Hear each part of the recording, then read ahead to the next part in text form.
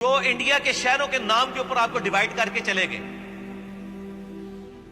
ٹھیک ہے، کروڑوں لوگ بریلوی بن گئے، کروڑوں لوگ دیوبندی بن گئے، ٹھیک ہے جی، لاکھوں اہل حدیث بھی ہو گئے، چلے کروڑ نہیں ہوں گے تو کروڑوں لوگ شیعہ بن گئے، انہوں نے پیٹو منو کو پیٹ دے اللہ دے بندے ہو۔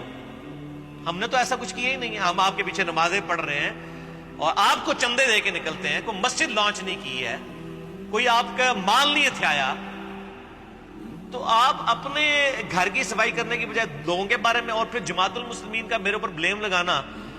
جماعت المسلمین والے تو میرے بھائیوں کسی کو مسلمان نہیں سمجھتے اپنے علاوہ، اور وہ تو آپ کے بھائی ہیں، ہمارے تو نہیں ہیں، ہم تو ساروں کو مسلمان سمجھتے ہیں سوائے دو فرقوں کے، ایک اہل سنت کا آف شوٹ قادیانیت اور دوسرا اہل تشیع کا آف شوٹ نصیریہ۔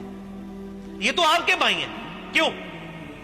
آپ کسی بریلوی بڑے مولوی سے جس کو پوری دنیا آن کرے اور بعد میں بھی آن کرتی رہے، ایک سٹیٹمنٹ یہ دلوا دیں کہ وہ کہ جی دیوبندی ہمارے بھائی ہیں، ہمیں ان سے علمی اختلاف ہے، انشاءاللہ ایک نہ ایک دن عذاب بھگت کے یہ بھی جنت میں چلے ہی جائیں گے،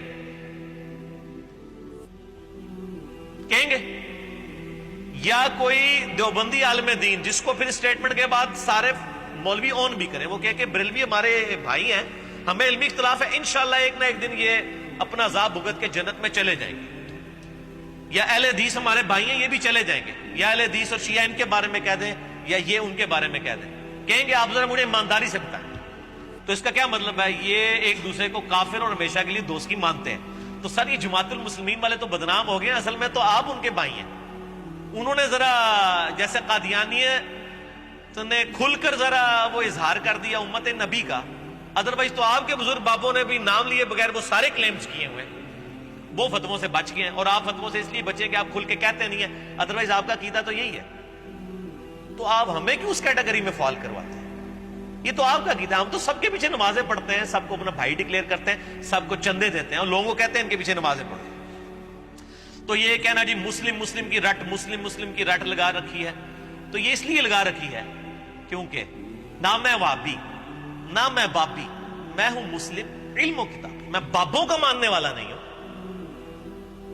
کتابوں کا ماننے والا، اور نہ میں وہ سو کالڈ وہابی ہوں جو آپ نے ایک ٹرم ڈیوائز کی لوگوں کو بدنام کرنے کے لیے، میں علمی آدمی ہوں، نہ میں وہابی نہ میں بابی، میں ہوں مسلم علمی کتابی، الحمدللہ۔ اور یہ جو رٹ کا لفظ استعمال کرتے ہیں نا، یہ رٹ قرآن نے بھی لگائی ہوئی ہے، اور انشاءاللہ قیامت والے دن آپ نے بھی لگانی ہے۔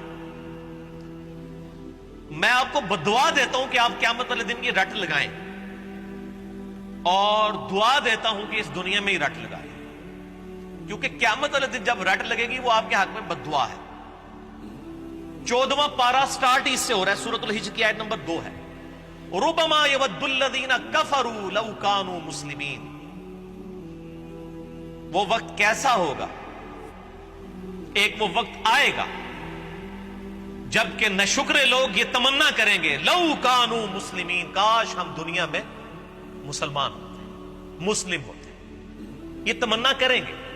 اسی لیے میں کہتا تھا آپ کو میں بدعا دیتا ہوں کہ آپ قیامت والے دن یہ کریں، اور دعا دیتا ہوں کہ اس دنیا میں ہی کر لیں۔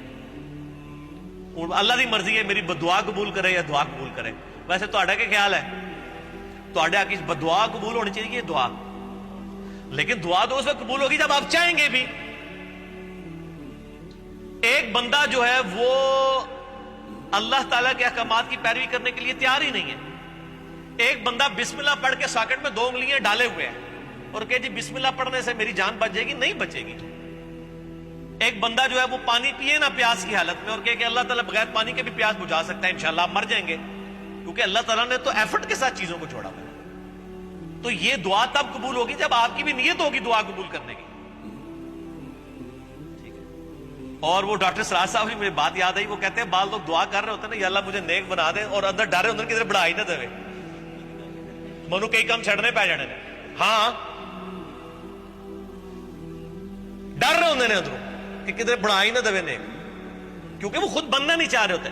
جو بننا چاہ رہے ہوتے ہیں نا میرے بھائی، وہ پہلے بنتے ہیں، پھر اللہ سے دعا کرتے ہیں اللہ ہمیں استقامت دے، والذین جاہدوا فینا لنہدینہم سبلنا، جو لوگ ہماری راہ میں کوشش کریں گے ان کے لیے ہم اپنی راہیں کھولیں گے۔ یہ ہدایت سب سے اعلیٰ ترین چیز ہے دنیا کی، یہ کوشش کرنے والوں کو۔ پھر آپ دیکھیں قرآن حکیم میں کیٹاگوریکل مینشن ہوا سورہ آل عمران کی آیت نمبر 102 اور 103۔ یا ایھا الذین آمنوا اتقوا اللہ حق تقاتہ ولا تموتن الا وانتم مسلمون، اے ایمان والو اللہ سے ڈرو جیسا کہ اس سے ڈرنے کا حق ہے، اور دیکھنا تمہیں موت نہ آئے مگر اس حال میں کہ مسلم مرنا، مسلمان تابع فرمان مرنا۔ اور پھر ساتھ ہی اگلی ایت آئی وَاعْتَصِمُوا بِحَبْلِ اللَّهِ جَمِيعًا وَلَا تَفَرَّقُوا، دیکھو اللہ کی رسی کو مضبوطی سے پکڑ لو اور فرقہ واریت میں مت بٹنا۔ اور غدیر خم کی حدیث 6225 سے 6228 تک 4 طرق صحیح مسلم میں، غدیر خم کی حدیث میں اللہ کی رسی قرآن کو قرار دیا گیا۔ وہ کہتے ہیں جی وہ رسی کے کتنے بل ہوتے ہیں، ایک بزرگاں دا بل ہے، ایک فلانے دا بل ہے، وہ اپنے کول رکھو بل، ٹھیک ہے۔ نبی علیہ السلام خود فرما کے گئے صحیح مسلم میں کہ یہ اللہ کی رسی کتاب اللہ ہے۔ تو اللہ تعالیٰ نے فرمایا کہ اللہ سے ڈرو اور مسلمان مرنا، اور اللہ کی رسی قرآن کو مضبوطی سے پکڑ لو اور فرقہ واریت میں مت بٹو۔ اس کا مطلب یہ ہے کہ فرقوں سے بچنے کا علاج اللہ کی کتاب ہے۔ کامن بانڈ ہوگا تو آپ آگے چلیں گے نا، اور اس کا مطلب یہ بھی نکلا کہ جو اللہ کی کتاب چھوڑ دے گا وہ ہمیشہ فرقہ واریت میں پڑ دے گا، اینڈ وائس ورسا۔ ہماری انجینئرنگ کی لینگویج میں، ہم اپنی میکینیکل انجینئرنگ میں جب کبھی کوئی اسٹیٹمنٹس لکھتے تھے کہتے تھے اینڈ وائس ورسا، اس کا الٹ بھی درست ہے کہ اللہ کی کتاب کو پکڑو فرقوں میں مت بٹو۔ مطلب کیا کہ جو اللہ کی کتاب پکڑے گا وہ فرقوں سے بچ جائے گا، اور جو فرقے بنائے گا اس کو کبھی توفیق نہیں ہوگی کتاب اللہ پکڑنے کی۔ یہ لازم و ملزوم ہے کہ آپ اللہ کی کتاب کو پکڑیں گے تو فرقوں سے بچیں گے، اور فرقہ واریت میں پڑھیں گے کتاب اللہ آپ کے ہاتھ سے جاتی رہے گی، سیدھی سی بات۔